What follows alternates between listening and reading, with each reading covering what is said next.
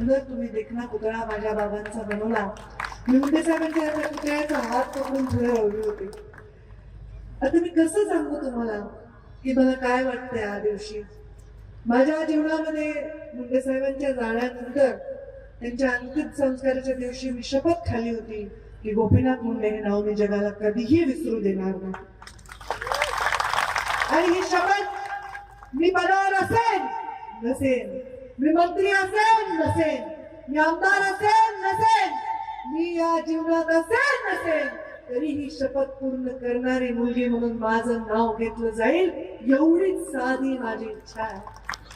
या देशामध्ये मोठे मोठे नेते झाले, प्रधानमंत्र्यापर्यंत झाले, स्वतः प्रधानमंत्री झाले, पण आपल्या वडिलांचं स्मारक बांधणारी मुलगी झाली नाही.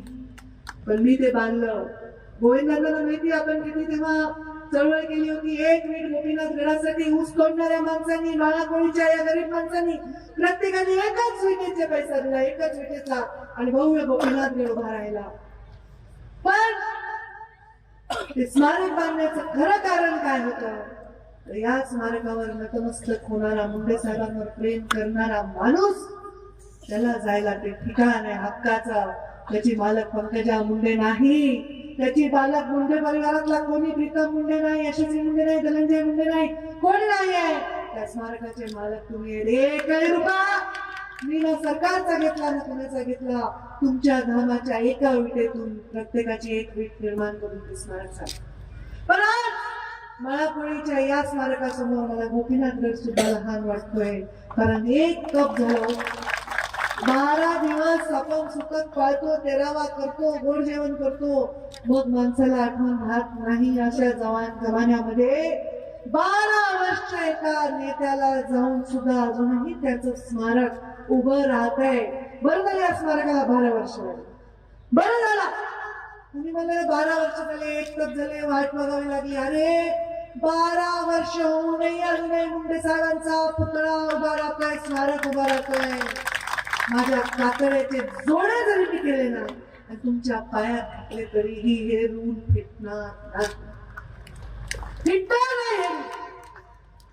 मुंडे साहेब मंत्री झाले होते देशामध्ये, आणि त्यांच्या सत्काराची तयारी करायची जबाबदारी माझ्याकडे.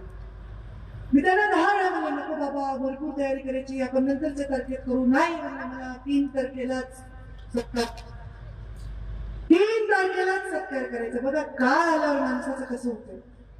आम्ही म्हणत होतो नको, आमची तयारी होणार नाही, आम्हाला जंगी करायचंय. 14 वर्षानंतर वनवास पिटलाय, मुंडे साहेब मंत्री झाले, तर त्यांना काळाने बोलवून घेतलं.